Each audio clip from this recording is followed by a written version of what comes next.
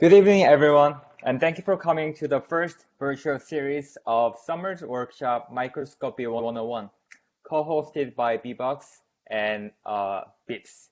This virtual series comes with 3 sessions, and today is about Introduction to Optics. Briefly, I will introduce BiPS. BiPS is an acronym of Biomedical Photonics Society, having a vision of serving as a platform for graduate students working in biomedical photonics and anyone who are interested in, or any microscopy users. We are an officially chartered organization at Georgia Tech, and moreover, we are proudly said to be an official chapter and sponsored by OSA. The purpose of this workshop is to provide simplified fundamental knowledge on microscopy so that all attendants could gain and build better understanding on recent microscopy systems. The current workshop is recorded and will be uploaded in the homepage. The first session is about 45 minutes today, and Q&A session will be following. So let's get started. Here's Paloma. Hello, everyone. Welcome. Let me introduce today's topics right now, just as a brief introduction to all of y'all as well. We will have a Q&A at the end of the presentation, so just try to keep your questions for the end, and then we'll have some time for those. Make sure you write them down or something. Also, to clarify, this is a workshop on optical microscopy. We do recognize that there are other imaging techniques that use other kinds of signals and not necessarily light. But for our workshop, we will be assuming that the source for the imaging is light. So today, as our introduction to optics, we will cover 3 main topics, which are what is light? Sounds basic, but it may not be. Light matter interactions and image formation. So let's just get right through it. Let's start off with what is light? Well, I think our video got stuck. But anyway, okay, there you go. I think that the best way to fully understand how we view light and how we understand light today is to look back and see what the people before us have done and how we have come to the conclusion of what we believe about light. So let's jump back to the 1600s, where the first ideas of what light is and how to define it started coming up. There was this man called Isaac Newton that I hope you all have heard of, that was observing light, right? And he observed how, for example, if you put a pencil in a glass, it bends, and how light reflects from surfaces. And from observing these 2 main phenomena, which we will name reflection and refraction, and we will define later, he decided that light must be a stream of particles, because this is a type of phenomena that shows up with a stream of particles. If you throw a stream of particles on a surface, they will reflect or change the speed when they go through. But at the same time, during the same area, we had Christian Huygens, who observed the same thing. He also observed reflection and refraction and thought, well, these are qualities of waves. Waves also reflect and refract, so light must be a wave. These 2 ideas were, contradicting each other during the same period of time. And then about 200 years later, Thomas Young came in. And Thomas Young was trying to answer this question as well and analyze the properties of light. And he was able to set up an experiment in which he observed the way light interferes with itself. And after seeing that, he realized that the way light interferes with itself is the way waves interfere with themselves. So Thomas Young settled it in 1803 and said that light must be a wave. And this is where we were set in the 1800s. And then, 100 years later, in around 1905, wonderful Albert Einstein came along. And you all may know about Einstein and his 5 main publications of this year. But in the main publication, the one that he got a Nobel Prize for, that talked about the photoelectric effect, he essentially said, you all come down, you are all right. All of you are right. Light is everything. So what do we mean by this? Well, essentially what Einstein was saying is that light holds a duality within it. So we can understand light both as a bunch of particles, which we will call photons, and as a wave, both at the same time. These particles travel in straight lines, so you can also call it ballistic particles. And you can be in two worlds at the same time, right? So when we study optics in general, we kind of exist in this duality where we can study geometric optics or we can study wave optics. Both properties are extremely useful. But how? How are they useful and when do we use each, right? Because at this point we have, again, contradictions. Well, over here you have a bunch of particles, which would be the world of geometric optics, and then a wave, which is, the world of wave optics. And here's some properties that light possesses. And let's see how we would understand light based on these properties. When we're talking about something like reflection, for example, when light reflects from a surface, this appears in the world of geometric optics as well as the world of wave optics. Refraction as well is something that particles can do as well as waves. So this is where we were at in the 1600s, right? Well, if we start to look at stuff like interference now, we realize that waves do possess this quality, but not particles. Same thing happens with diffraction, and the same thing happens with polarization. Now, all of these things are very, very useful, and we will define them better later so that you will really know what I'm talking about. But just know that all of these properties apply to one or the other, or both. Now, up to this point, it looks like, yeah, light is definitely a wave, because all of these properties are of light, and, waves cover all of them. So we're set, it's a wave. But again, then Einstein comes along, and the photoelectric effect comes around. Now, this photoelectric effect shows that light behaves as particles, but not as wave optics. And something very simple to, just have an idea of like, what are we talking about with this photoelectric effect? If you illuminate a piece of metal, the metal after a while will get warm. This is exactly what Einstein observed. That's what the photoelectric effect is, in a very basic way, of course. So all these properties are extremely useful to microscopy, right? When we use one or the other, sometimes depends on what the application is. So if I'm making a system that uses polarized light, of course, I will do prepare my models based on wave optics. But if we are basing ourselves in properties that are both particle and light properties, like reflection and refraction, it will depend more on the scale of our application. So now that we know that light can be particles and light can be waves, we will now start referring to light as one or the other, depending on the application. But before we can do that, I want to clarify two very basic things about light so that we are all on the very same page. So first, just know that light as a wave, right, carry some information. So you may or may not have seen this equation, right? C right here is a constant, and it's the speed of light in vacuum. And then V is the frequency of the wave, and lambda is the wavelength.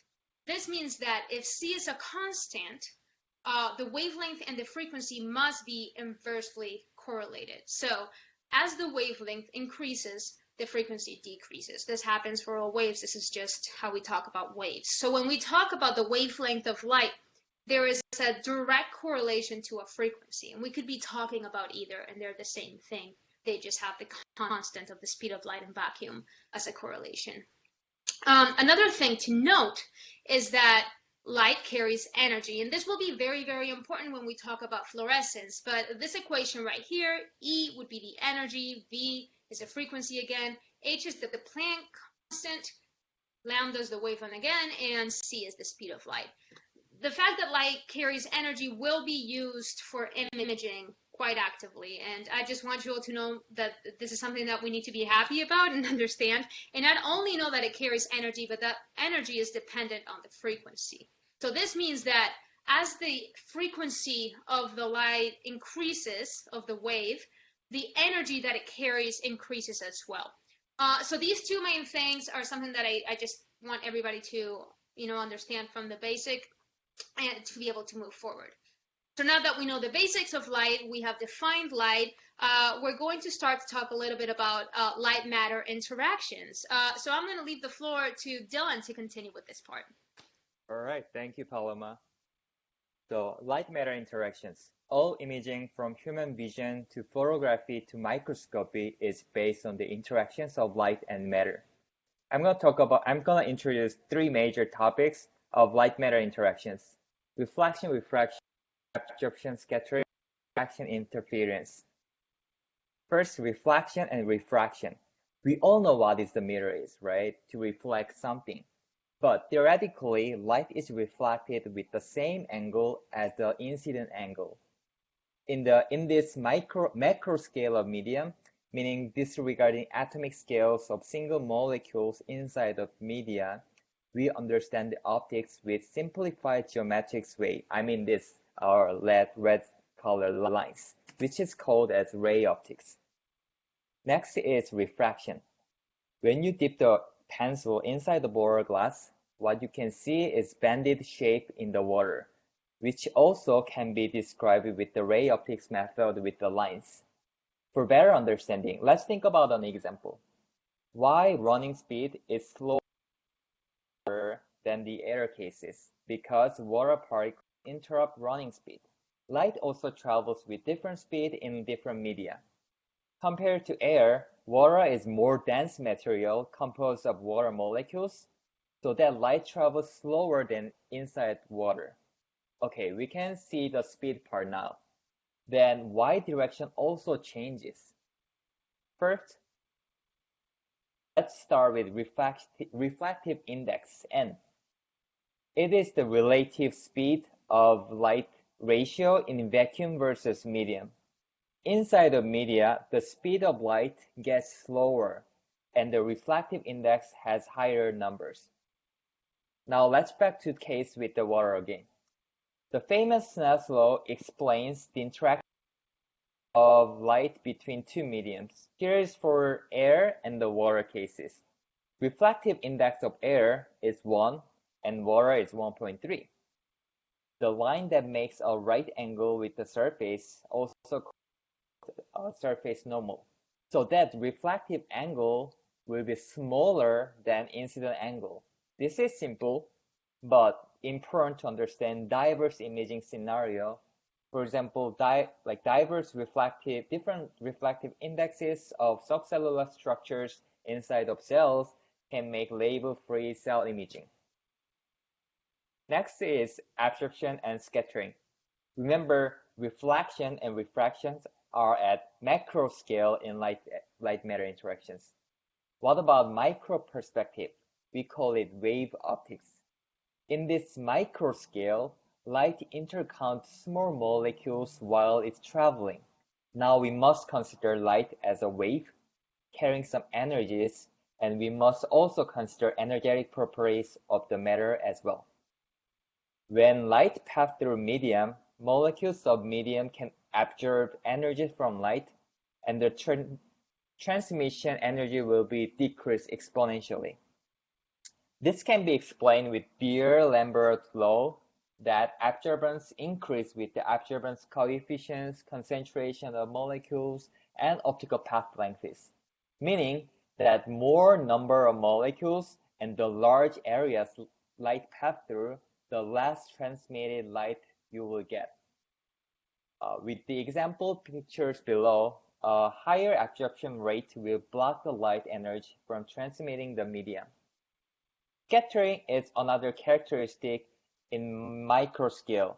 When light intercounts molecules in media, depends on the particle size, its density, wave size, the light is reflected or somewhere scattered, which is called scattering. This is one of the main reasons why deep tissue imaging is so hard. As mentioned, the size of wave is different with the wavelength, which represent different colors. Simply saying, red colors has a longer wavelength and it can penetrate deeper into the tissue. We will discuss more details about this part in the next session in the microscopy part. Diffraction and interference. Have you thrown any stone on the pond? It generates water ripples that have enveloped the shape of water waves. It is the same case as the light as called diffraction. It is a physical term that it says passing through a narrow aperture or across an edge, the diffraction happens. Let's back to the light again. Depends on the size of the aperture compared to wavelengths. Light could make diffraction pattern or not. With small opening, diffraction happens. The graphs represent the total energy of outcome light in 1D. The sinusoidal pattern follows the diffraction pattern. Here is the question. What if the aperture is a single lens that is too round shape? It generates 2D diffraction pattern called point spread function at the end. We will discuss more details about this point spread function, how a single lens generates 2 diffraction pattern for your images in the next session in microscopy part as well. Interference happens when 2 waves meet and depends on the waveforms up and down. The new wave is generated in between by adding energy or decreasing energy, which are called constructive and destructive interference relatively. This is the fundamental to understand how lens forms images. So now, next Tara will give a talk about how image forms.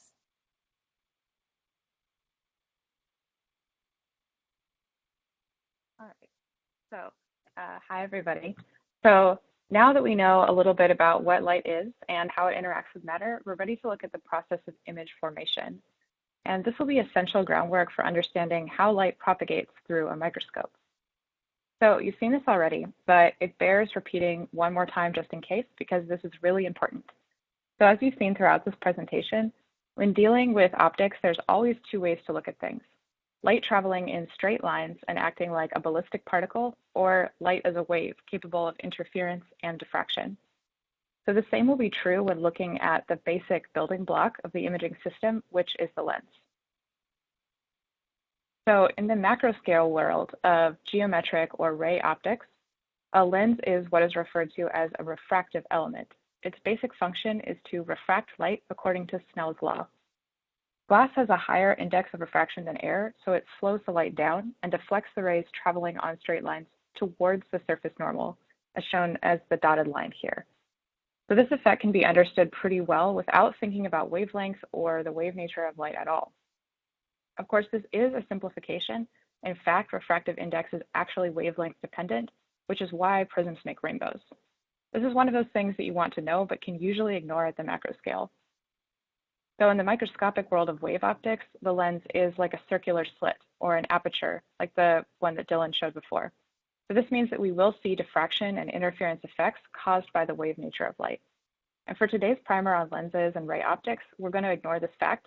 The wave optics effects such as diffraction are very important to understanding microscopy, so they will feature in our next session. The diffraction of light is actually what sets the fundamental limit on resolution in the light microscope. And there are ways to break this fundamental limit, and those are called super resolution microscopy. So next time we'll talk more about resolution. Okay, so just keeping in mind that it is a simplification, we'll stay in the macroscopic world of lenses for now and look at a few common types of lenses. So keep in mind Snell's law up here in the corner when looking at these different lenses. So this relationship is what connects how a lens is shaped and what it's made of to how it directs light. So first, we can just look at a flat glass plate. The light approaching the plate here is what is called collimated light. Perfectly collimated light will travel in a straight line forever without ever diverging or converging unless it encounters some object that alters its course, such as a lens. At the first surface of this plate, the light passes from a lower refractive index medium, air, to a higher refractive index medium, glass, and so the light is slowed down and refracts towards the surface normal. At the second surface, on the backside of the plate, the opposite happens when the light passes from high to low refractive index, so it's refracted away from the surface normal. So the end result here is a beam that has been shifted up slightly by refraction, but is still collimated and traveling straight. So now we can add some curvature. This plano-concave lens has one flat and a concave surface. Light approaches the flat surface at theta equals 0, theta 1, so it's not refracted, and you can prove this to yourself with Snell's law. At the curved surface, light is again refracted away from the surface normals, which bend inwards over the surface, so the light will bend outwards. The result is a diverging beam. The amount of divergence can be changed by making the concave surface more or less curved. In other words, by adjusting the surface normals. So let's look at the opposite curvature. This plano-convex lens is essentially the opposite of the concave lens, and it might be the first thing you think of when you think about lenses. So at the convex surface, light will again refract away from the surface normals, but the curvature of the surface is reversed. So light will be directed inward to form a converging beam. Where the beam converges, as you may already know, is called the focal distance of the lens. The 2D surface at the focal distance is also referred to as the focal plane. So you can imagine that as you move this point of convergence closer or farther away, you can change the surface normals so that the convergence point will change based on Snell's law. So now we have a lens with a focal point. So how do we define where the focal point is? So as we saw in the last slide, the amount of the convergence of light can be controlled by changing the curvature of the lens surface. Another way would be by adjusting the refractive index by using different materials. There are liquid lenses, for example. So the equation that relates curvature and refractive index to focal position looks like this. So R1 and R2 are the radius of curvature of each face of the lens. And it helps to draw this to really understand it, but the takeaway message is curvature, thickness, and refractive index all tune focus. Okay, so why do we care about lens design? You're here to learn about imaging. So we want to be able to find where the image of an object in front of a lens will form behind it based on focal distance, which is based on lens properties. So there's a nice relationship that defines this. For many applications, the thickness of the lens is small compared to the focal length. So we can make what is called a thin lens approximation, which gives us this really nice simple relationship between the object distance DO, the image distance DI, and the focal distance. So this simple relationship can actually take you pretty far in optical design. So it's worth pausing to look at some special cases of the thin lens equation, because we will use them a lot in imaging. So the first one is for light coming from an object at infinity, which is effectively another way of saying collimated light, which can travel straight forever. As we can see, the D0 or the DO term will go to 0. So DI must equal F, and we will always find the image at the focal plane. This is a pretty useful property. The other special case is the inverse of this. So if DO equals F, we'll end up with a 0 when solving for DI, and dividing by 0 is generally frowned upon. So in this case, the image never forms or is said to form at infinity. Okay, so now we can form an image, but what's next? We're here to talk about microscopy, and with a microscope, you of course want to make small things look larger so you can see them. So we need to understand magnification. Okay, so magnification is given as the following relationship, where HI and HO are the sizes of the image and object, respectively, and DI and O are still their distances. So the negative sign also represents a flipped image. So let's look at a few examples. So in the same vein as the special properties we just discussed, as the object gets farther away from the lens and closer to infinitely far away, the image distance converges to the focal plane. So the image will be smaller also than the object, and it will be flipped. In other words, it's demagnified with the absolute value of m less than 1. So in the inverse case, as the object gets closer but remains greater than f, the image distance moves away from the lens or towards infinity. So we're converging to that other special case. So now the image will be magnified with an absolute value greater than 1. So if the object is closer to a lens than f, no real image will form on the opposite side of the lens. So you generally will avoid that condition. Okay, so lastly, there's a special case of no magnification when the object is at exactly 2 focal distances from the lens. If you want to convince yourself of this, plug 2f into the thin lens equation for DI and DO, and you'll see it works out okay. So here we can get a flipped image, but with no magnification. So the absolute value of m equals 1. Okay, so now we've figured out how to form magnified or demagnified images of objects with lenses, and we're ready to go to imaging systems. So an example of an imaging system that we're all intimately familiar with but might not think about much is the eye. So if we think of this biconvex lens here, or a lens with two convex surfaces, as being in our eye, the image is formed on the retina in the back of the eye. So the image needs to be in focus on the retina, or the objects around us will appear blurry. So in normal vision, the image forms in focus on the retina. In nearsighted eyes, the eye is too long, longer than the distance DI, so the image forms before the retina, and you can see an image only that is out of focus. So in far-sighted eyes, the eye is too short, shorter than the distance DI, so the image would be formed after the location of the retina, and the image is blurry in this case too. So a bonus question based on this would be, would you use a concave or a convex lens to correct farsightedness? What about nearsightedness? You want to think about if you want to add more convergence to the light and move the image plane closer, or more divergence and move it farther away. So I'm going to tell you the answer. And the answer would be that a concave lens for nearsightedness to effectively shift the focal plane forward by adding some divergence to the light, and a convex lens to do the opposite for farsightedness. So luckily, glasses and contact lenses are available to do just that. So we've seen an imaging system from the physiological world, but how do we design these for ourselves? So the last preliminary optics tool we'll discuss before getting into microscopy more in depth next time is a standard two-lens system, specifically the 4F system, which is definitely a favorite of microscopists. So a 4F system consists of two lenses. So there are 4 focal planes in total, 2 front focal planes in front of each lens, which get a negative sign to keep track, and 2 back focal planes behind each lens. The lenses are positioned so that the middle focal planes overlap, as seen here. So these 4 focal distances give the 4F its name. By placing lenses in this configuration, we can take advantage of the special cases for collimated light and light coming from the focal plane. So in the case on the left, we can relay an image from the front focal plane of L1 to the back focal plane of L2. We're using the special cases of the thin lens equation here that I showed you earlier by making the light collimated between the 2 lenses. So from the perspective of the second lens, the object is at infinity. So we will always get an image at the focal plane. This area of collimated light has a special name in microscopy, infinity space. And almost all modern systems have a configuration like this with an objective as the first lens and a tube lens as the second lens. Then your camera can go on that image plane. So we can also use a 4F in the opposite way, to bring in collimated light and get collimated light out on the other side. This is often used for illumination in microscopes or to change the diameter of a laser beam, such as to fill the entire field of view of your microscope.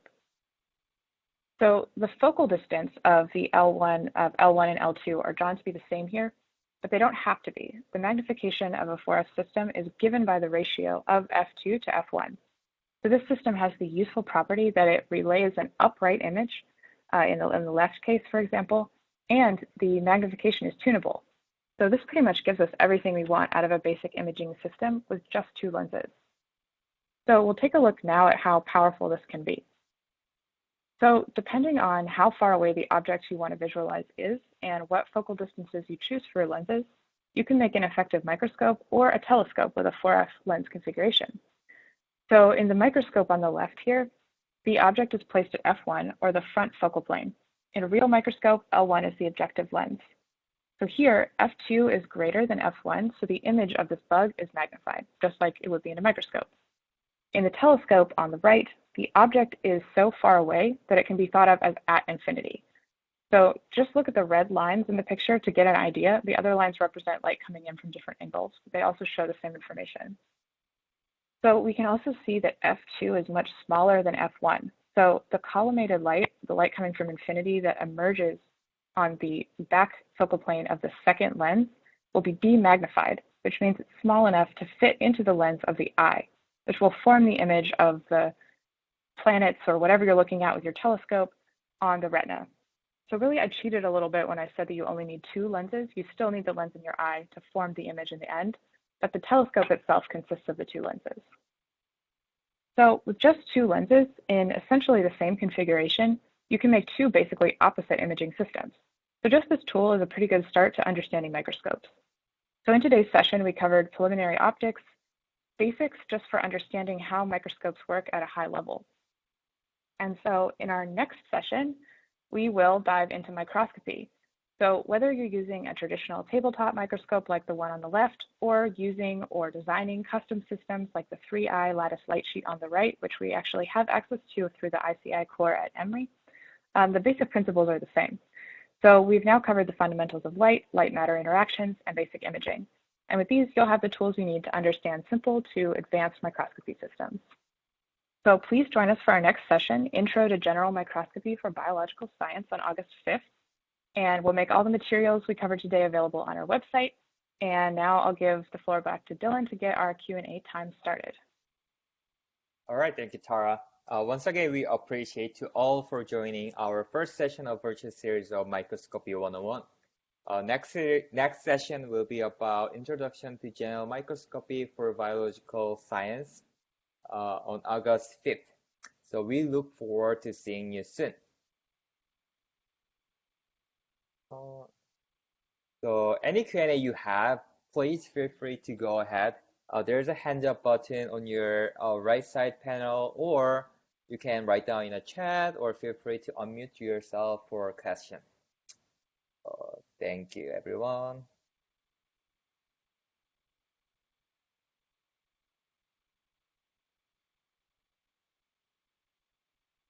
Can I just ask everyone? I don't know who everyone is here.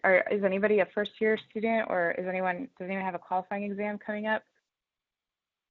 Just curious who all was interested in this. Are you looking at this YouTube video? The new science, from nature, yeah. Hey guys, I have a question. I'm Darwin. Yeah. Yes. Know most of you. I have a question. So for your great talk, by the way, pretty cool that you guys are doing this.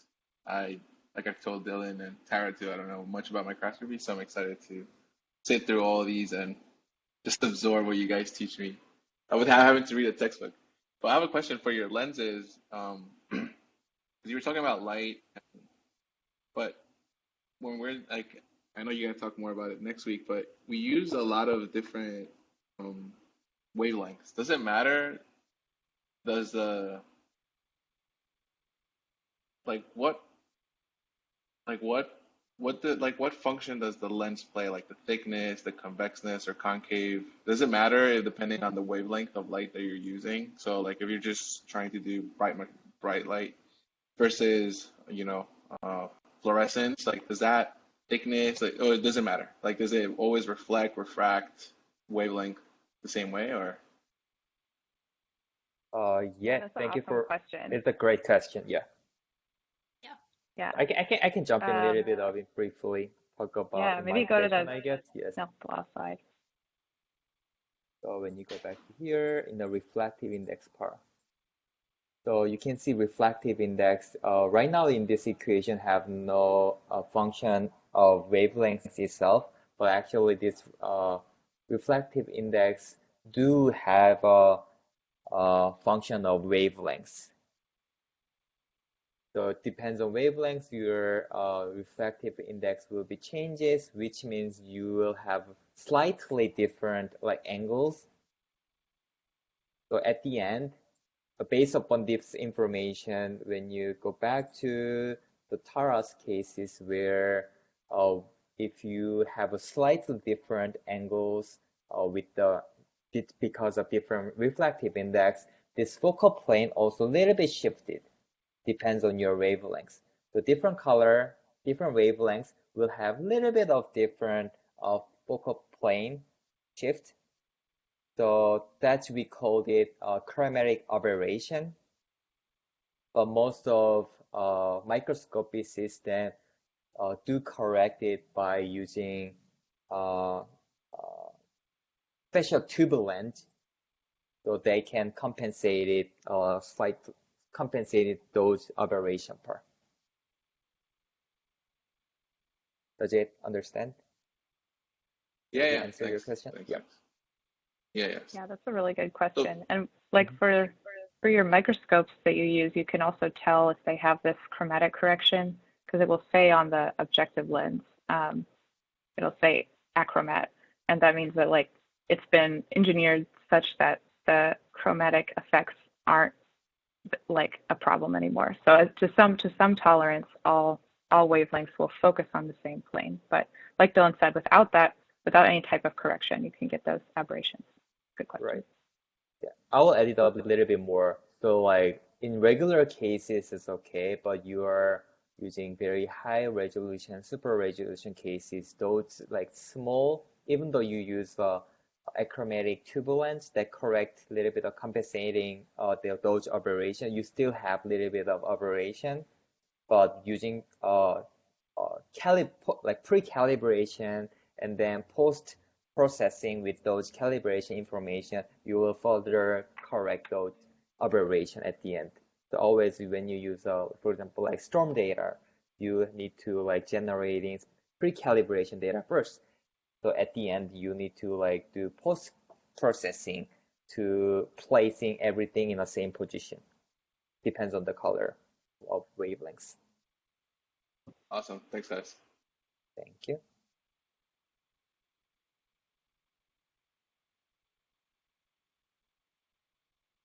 Yeah, this Q&A session doesn't belong to like any content in here. So no matter what, you have any question about your qualified exam or in general microscopy question, just feel free to go ahead. We are open for any questions. Yeah, just know that these workshops ideally, are designed to be a lot more interactive when they're in person. But of course, over video it's a little more complicated. So just again, yeah, any questions that you'll have will be welcome.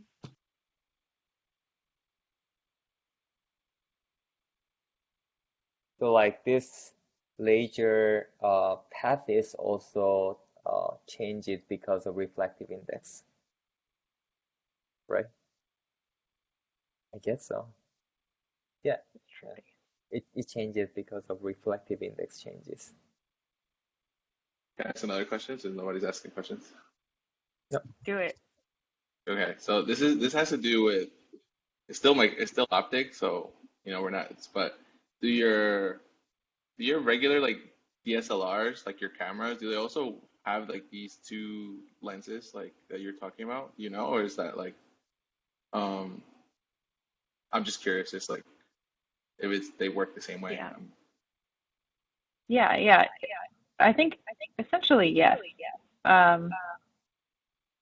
A camera works a little bit more like your eye does. Like you have a really long depth of focus, which we'll talk a little bit more about next time. But usually with a microscope, you'll have a really like a short depth of focus compared to your camera. So like when you look with your eyes, like you can see objects that are very close to you, or you can see objects that are very far from you, and like anything can be in focus.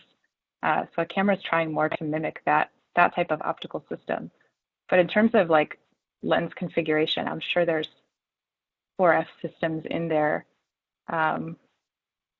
It's just a good way to relay lenses. But yeah, I don't know a ton about photography. Maybe you guys know more, but I think it's the same general idea. It's kind of more like a telescope. Like you're trying to, things out in the world are too large to fit in your camera, so you're trying to demagnify them.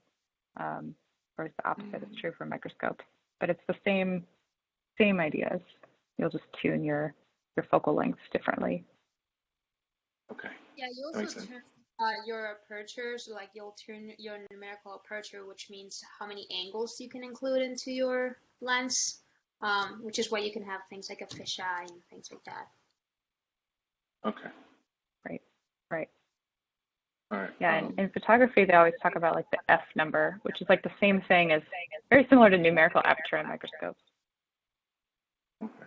So for you guys that do a lot of this like this microscopy work, where is the innovation part of all the properties that you showed us? What is more the research area? Is it in each of those properties that you showed? So the lenses. A lot of those properties just exist, and there's research in all of the fields. So when you design a new microscope or a new microscopy technique, what usually ends up happening is, the scientist or the designer is kind of like thinking of all of these properties of light and trying to utilize them in the best way possible to just like serve the system. There's a lot of research regarding lenses for sure. There's a lot of like lens engineering companies, and that's like a whole very precise science in itself. So like everything that we've mentioned is like its own research field. We just use all of that and put it together to build specific systems, essentially.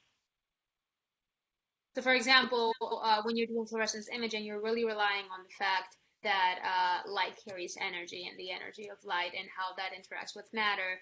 But when you do something like face imaging, you are relying a lot more, sorry, on, well, depending on the system, but there's a specific system, for example, where you'll be relying a lot more on the fact that you can polarize light. You rely a lot on interference when you're doing face imaging. So it really depends on your system, but understanding all of these properties of light are very important because when you do, you're able to really, really use it for your benefit. Did that answer your question? Yeah. I just thought that maybe, yeah, it does, it does. I just realized that as soon as I was saying it, I realized that, oh, it's probably in each one of those areas.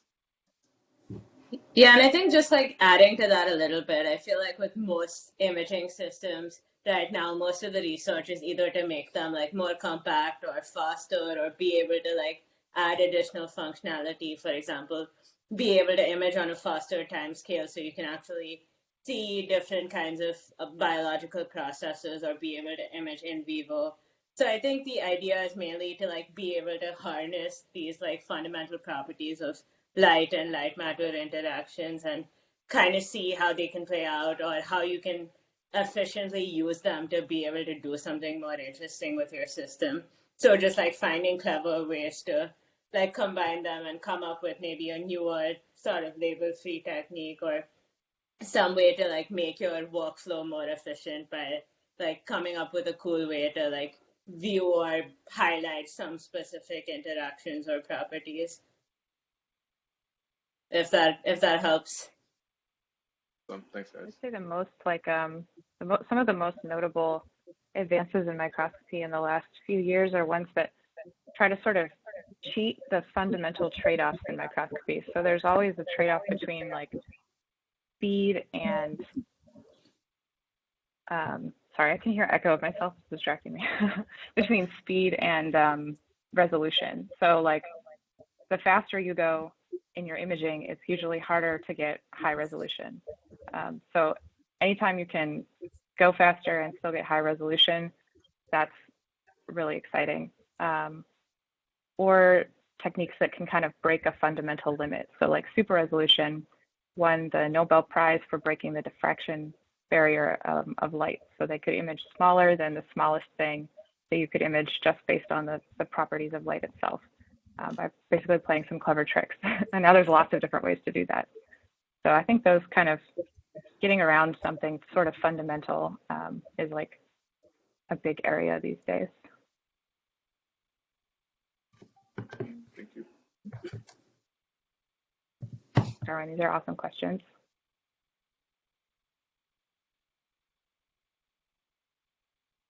Hi guys, it's Christina here. Thanks for doing the workshop. It's really informative and interesting. I have a not really a scientific question, but still sort of related to optics. Wanted to ask how you guys got into optics. Yeah. Why don't you go first?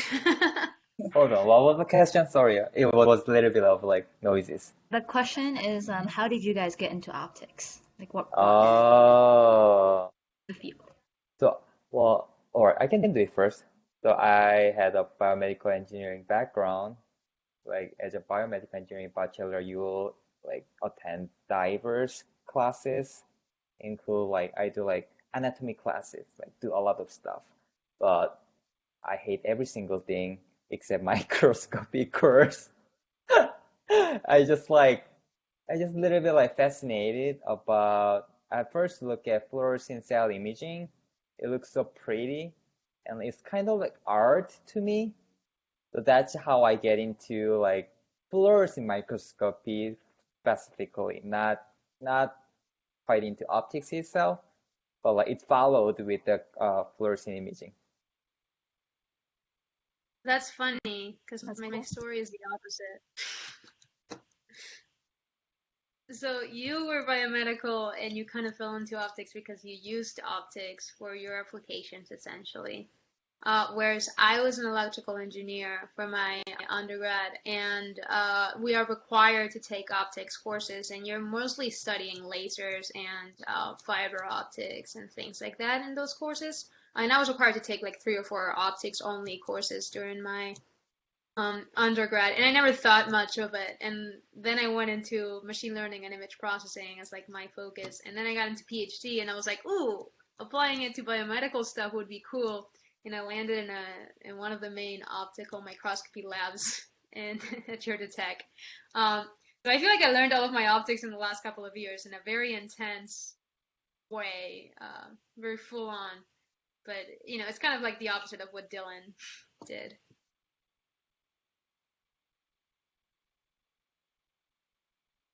I still love machine learning and image processing.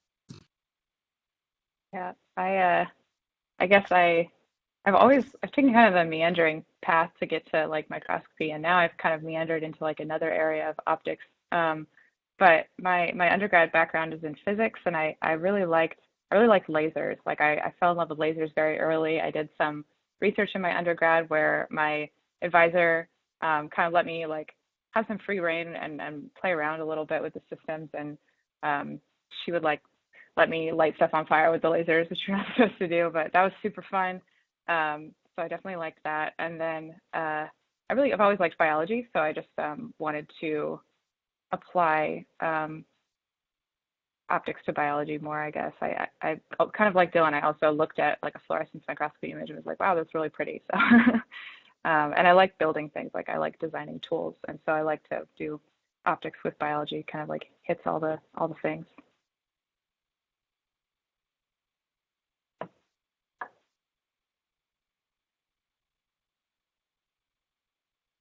Unish. Yeah, I think for me it was like kind of similar to Paloma study. I'm also an electrical engineer by training, and I think during my undergrad, I like got really interested in medical imaging in general, and I just really like the idea of being able to combine a bunch of different types of like physics as well as signal processing techniques, and actually be able to like get to work with images that actually have like implications in terms of healthcare or diagnostics. And I think in my final year of undergrad, I got to like do some research with like biomedical optics and looking at different types of like reconstruction and computational techniques. And I think, like Tara said, I also like the idea of being able to like be hands-on and build things and also look at really cool images and do like fun processing and like machine learning techniques and come up with like different types of reconstruction. So overall, it just seemed like a really good way to combine the different things that I was interested in. So yeah, that's pretty much how I ended up. So Paloma and I are in the same lab. We're in one of the few optics labs in BME at Georgia Tech. So yeah, that's how we ended up there. That's really cool. Thanks, guys.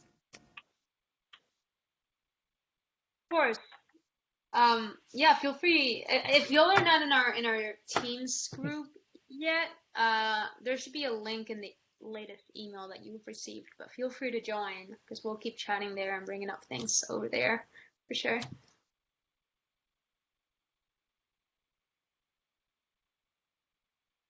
All right. I think it's good. If there's no more question, I think we are done. But I'm gonna stop recording.